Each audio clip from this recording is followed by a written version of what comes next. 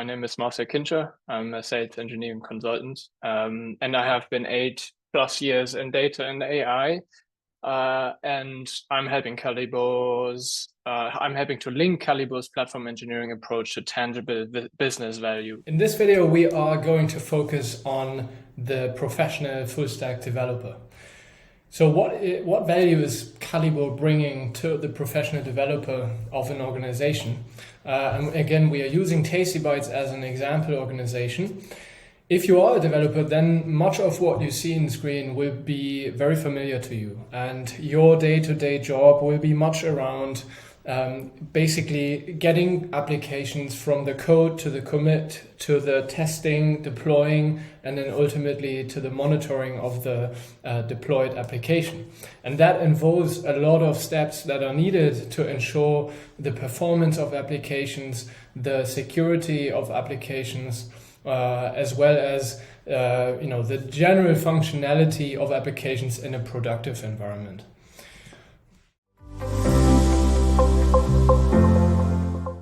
With that being said, CI/CD and DevSecOps are really what most of the full stack developers' time will be about. When we're speaking about DevSecOps, this really includes the end-to-end CI/CD pipeline, including tools that you use along the process. There are many tools out there, from ensuring application security, your source code repository, Artifactory repositories, tools to manage your secrets. So there are very many tools involved in the process, and Calibo really integrates with a lot of those tools to make your life easier. The next step is the application deployment is really a very important step as well, and there is obviously many steps involved in this. Basically spinning up a virtual machine, a server that can host your application is just one of many activities. And then the last one is to be able to monitor these apps for performance, to identify security risks and so on, and really make sure that these applications work in production. So as a full stack developer, you have really a lot on your plate, and we are going to log into Calibo now as Dan Ducker, our full stack developer of the Tasty Bytes organization, responsible for the development of the final custom applications. So here we are logged in as Dan Ducker into the Calibo platform, and we jump into the development of products right away, and we fast forward in time. So let's assume we've already completed the sales monitoring app for the franchise owners, which was mostly in the hands of Anna, our analytics engineer, building a ClickSense dashboard on top of the analytics data lake that she has created in Snowflake using Calibo. And now we are actually going into the custom menu recommendation app for customers. And now in here we can see that the feature has already put in progress, so the release is currently being worked on. And if we go in here and straight into the development, then we can also see that some technology has already been added to this. And so Dan Ducker already went ahead and added these technologies. It has been decided to use React for the front end of the application and Java for the back end of the application. And here's how you can simply add these technologies. So from the list of available technologies set in the policy template by Igor in the beginning, you can just go ahead and select one of these, click on add, and also create the corresponding source code repository. This repository will automatically be created by Calibo. So if we, for example, open one of those here and we click on source code, then this brings us directly to the source code repository that has been created for this. And the cool thing really is that, as you can see, there are already a lot of files in here. So based on the technology that you select in Calibo, it already provides you with folders and files that are common and a best practice for this type of technology. So basically files that you are definitely needing for the development, and this will save you a lot of time starting off with these templates. Going back into Calibo, now how can you actually start the development? Thankfully, Anna, our analytics engineer, has already created a preparation or like a starter pipeline, data pipeline for Dan to start to basically build his application on top of it. So Anna has gone ahead and actually created a Snowflake transformation job to create the data model needed for the menu recommendation app for customers. So the transformations are custom transformations. And here the cool thing is that those are being automatically synchronized also with a repository, a source code repository. So everything is being tracked, everything is being version controlled. You could view the history if you wanted, if there were any changes to be made on this. And this is really to prepare the data so that Dan can focus on building the application on top of it. So we go into edit mode here and we actually add a stage visualization, and then we call this the backend, and then we add another one, visualization, and we call that the front end. And now from here we can actually add these technologies. So since we already added it to the list of technologies from before, we can just click on add, and then here we want to have the React one, and then we can connect these nodes with each other, and then we are well set to actually start the coding. Now in Calibo you've got multiple options. You could always just open your VS Code or some other developer IDE application locally and then pull the source code from this repository and start coding, commit back to it. That's one way. Or you can just start the Calibo integrated VS Code IDE instance, which will then open in the browser, and you can then from here pull the source code from the GitHub repository and then commit it back to the GitHub repository, and Calibo will automatically pick up the latest code from it. So that is really it on actually how to create an application. Now let's fast forward in time and look at what we would do if we had our code written and now we wanted to deploy this.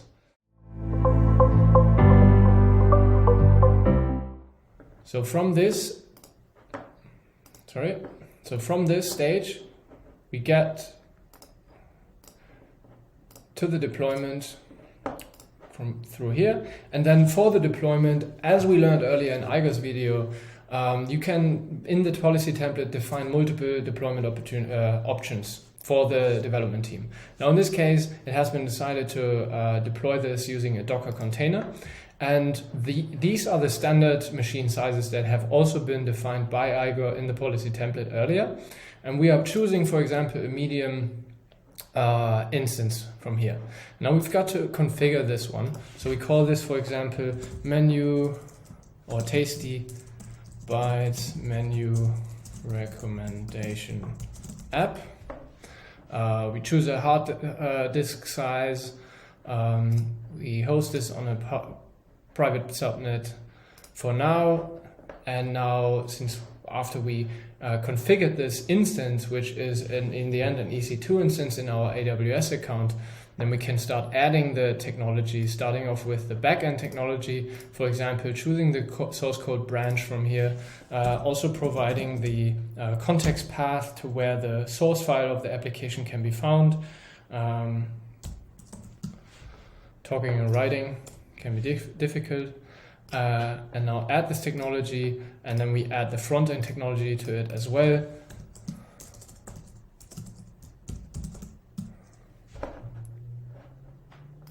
Oh, okay. So now, having added these technologies, the next thing that we would theoretically do is save it, and then we can see that we've got these little exclamation marks here saying that this is not deployed yet. So we would have to click on deploy to actually make the deployment. Now let's fast forward in time again and see how that looks like after the application has actually been deployed.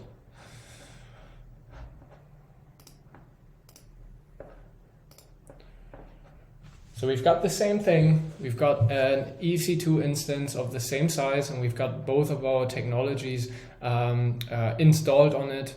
And as you can see, this is in status running. So this instance has actually been started using these technologies, which now allows us to actually see the application live. You can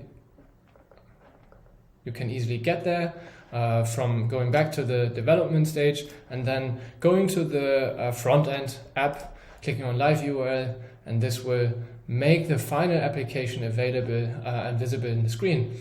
And this one is actually deployed, so or even customers can use this now to look for their best menu. If, for example, they lived in Barcelona and they were looking for some nice barbecue, a hot option, and look for some menu items nearby. For some reason they're all at the same price, but it is recommending a few options to them, and there's certainly room for improvement, but Calibo really nicely provides the capabilities to implement these improvements more efficiently now.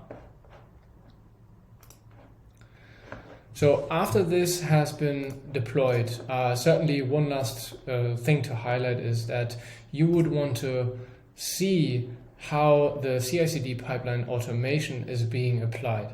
So whenever a deployment is made in the Calibo platform, the CI/CD pipeline definition that was created as part of the policy template created by Igor earlier, any code will go through these different steps, and you will have the opportunity to analyze these steps in Jenkins. So right now I don't have access to it with this user, but you would be able to see the results of these different steps defined in Jenkins. These are provided templates. You can customize them, of course, and this is how in the end the code quality is ensured as by design inside the Calibo platform. And then one last thing is you have monitoring capabilities as well. So if, for example, we want to take a look at code quality as an example here, and look into what the developers have done, then we can see a lot of dashboards, a lot of charts and a lot of insights into what the development team has done in the repository and how many issues have been identified, bugs, and so on.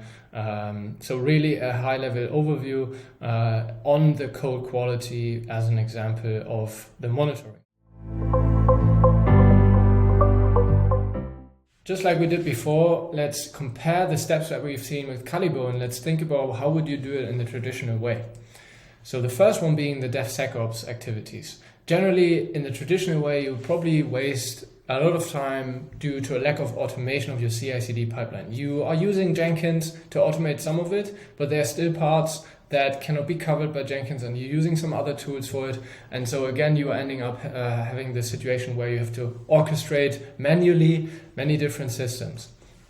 And the next one being often enough in large corporations, you have to wait a long time to get infrastructure provisioned. Many companies are not there yet that full stack developers can self-provision infrastructure quickly enough. And the last step, last point here is a lack of transparency along the CI/CD pipeline. Now in Calibo, as we've seen, you have end-to-end monitoring capabilities allowing you to really look at, for any code, look at your CI/CD pipeline and identify potential issues. You've got one-click self-provisioning of infrastructure, as we've seen in the beginning, as well as a full CI/CD pipeline automation using any of the given technologies that you already have in use. Now the second point being the deployment. There are usually a lot of repetitive steps in the deployment along the different development stages of your application. So if you wanted to deploy an application in test, and then again in development, and then again in test, and then again for production, you would do many similar steps again and again.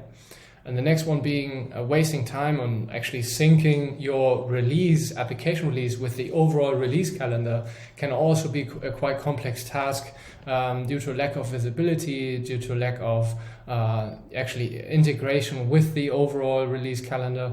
And now with Calibo, as we've seen, you can easily link your application to releases by the application being linked to a product, right? And the product being linked to a release in Calibo.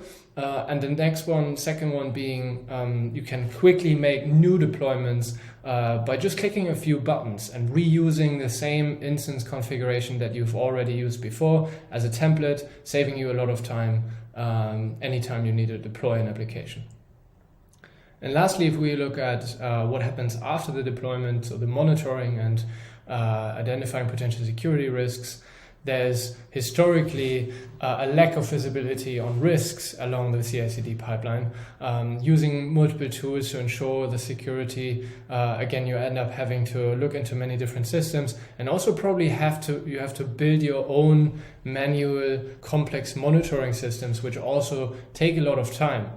So on the opposite side, with Calibo, you have seen that you get a holistic monitoring system out of the box, looking into any area of your development process, and also the CI/CD pipeline overview and automation will make it much easier for you to identify risks and errors in the pipeline. And now, in a nutshell, by self-provisioning infrastructure and technologies in seconds, automating the complete CI/CD pipeline to focus on building brilliant applications without worrying about non-value adding surrounding activities. We have seen that customers experience a very strong time-saving potential on developers by up to 60% of their time. And this is because there's so much complexity surrounding the actual curation of code that many developers in today's world cannot actually focus on creating really good code. And with Calibo, all of the underlying complexity is taken away so that you as a developer can really focus on the development of brilliant applications and thereby improve your productivity as well.